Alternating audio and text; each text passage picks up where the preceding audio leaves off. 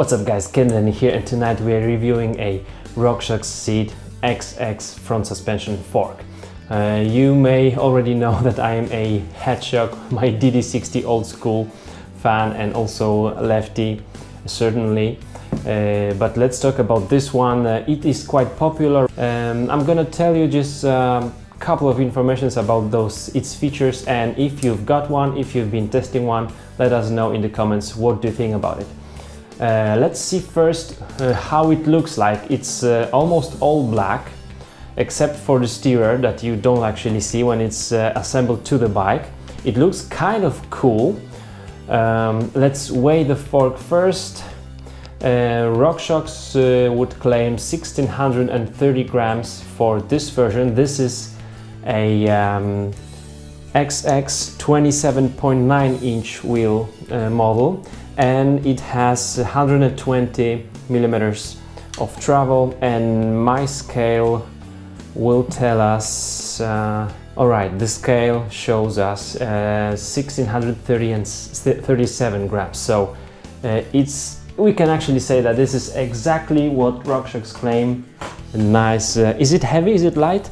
I would say for a mid-size wheel, which is 27.5 inch, it's okay. It's quite light fork. What do we find here? We find this RockShox sign, and here also RockShox logo.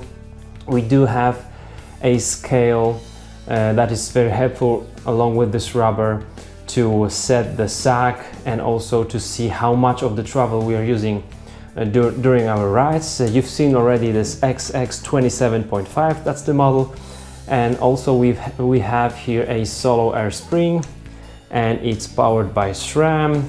And then two more things is this, you will see here, SID. By the way, we could have it could have been done better in terms of branding. Maybe people who buy this expensive fork would like to see the SID logo somewhere on the lower, so you don't see it that much. It's just here and just on the one side, yeah, on the left, like here, SID. And then here we have motion control DNA, and down there we can see this rapid recovery. Short information. So what are all these systems about? First of all, this is XX model. This is not XX World Cup. So World Cup would come with carbon steerer and carbon crown, and then also tapered legs. This one has aluminum steerer, aluminum crown, aluminum upper legs, and magnesium lowers. So that's it, and also aluminum through axle. We're gonna talk about it in a minute. And it comes in three different versions with three travels of 80, 100 and 120 mils. So this one is the largest one. And RockShox will tell us that we have here, as you could see on the crown, a motion control DNA, a rapid recovery. They also say it has a dig valve and solo air and maxle. Let's start with the end. Maxle. Maxle is just the through axle 15 millimeters, so it means that we will have here the diameter of 15 mils. That's our axle. It's exactly 15 millimeters. It is a through axle. You don't need any tools to take it off the bike and take off the wheel. Very strong connection, super awesome. That's actually one thing that I'm lacking on my Cannondale Killer. That's the through axle. It's awesome. It's very good in connection with the disc brakes, so it gives you no problem. Then we are just screwing it in, and then we are locking our system.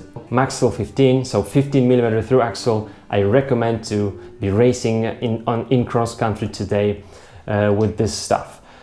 Another thing is the solo air spring. The solo air spring, we no longer have dual air for RockShox, and it's much better in my opinion. Solo air means that we do have two springs. We do have a positive and a negative spring on this left leg of our RockShox, but when inflating through the You can see also the air here.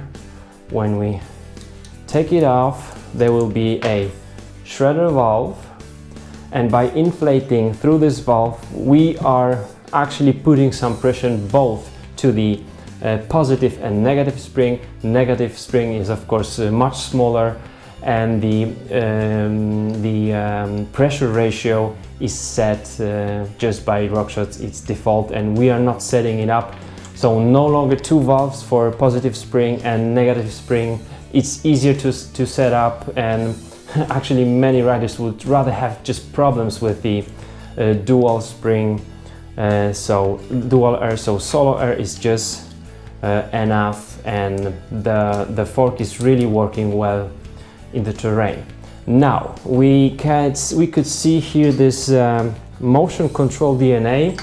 The right leg is all about rebound and damping. Motion control DNA, it's a bit a marketing game here, but it means just the rebound, not just, because it's really well done. The motion control DNA comes in 4 different setups for different riding styles. This one is the XX. We have the XX model, and it has the motion control DNA XX, which means efficiency for cross country, and XX comes with this super awesome hydraulic lockout. If it's pushed in like now on this little button, the fork will be working, right? When it's released, it will be locked.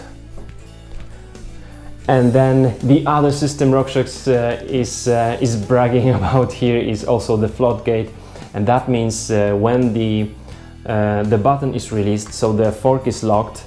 When you hit some very or some stronger obstacles, the lockout will let the fork work, and it's for 2 reasons.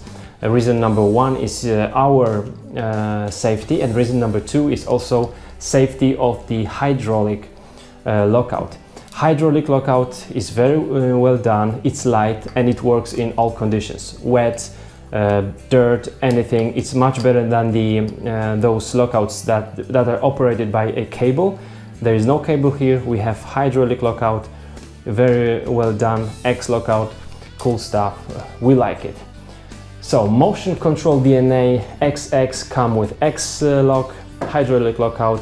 It's tuned for efficiency for cross country, and it also has this dig valve.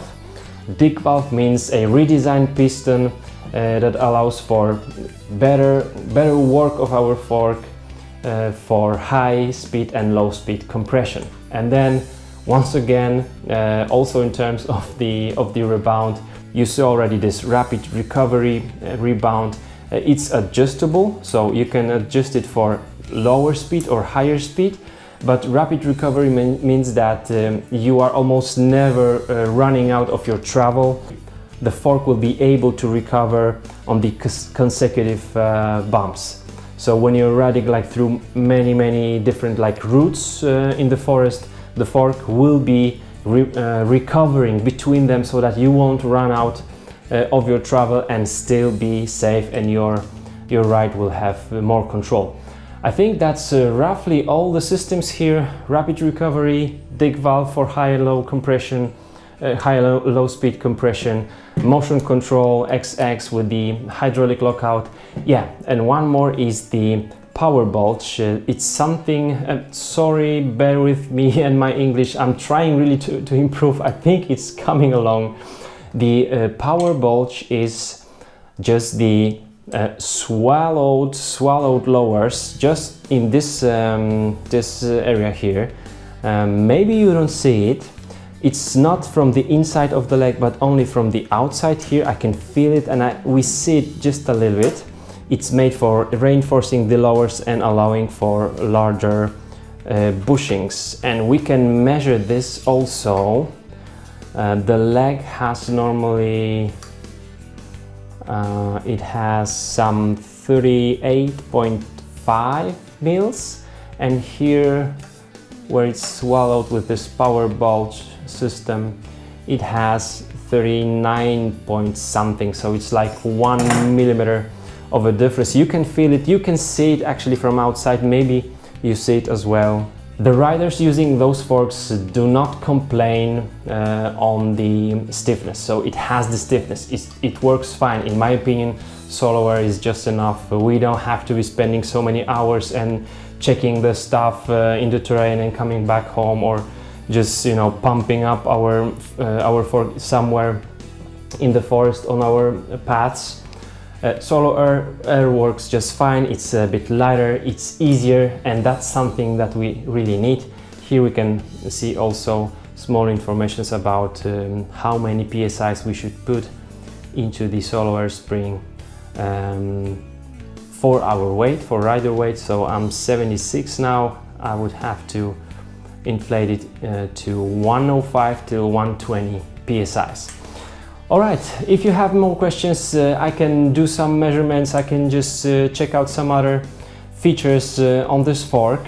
We do also have a tapered steerer, so 1.18 and 1.5, I think, here, down here, or 1.14 probably, but it's stiffer, it's nice, and I'd be really happy to hear from you guys who are using this, how durable these are, because that's one of the most important things, at least for me, when using this stuff on a rough terrain. Thanks for watching, and I will see you soon. Bye bye.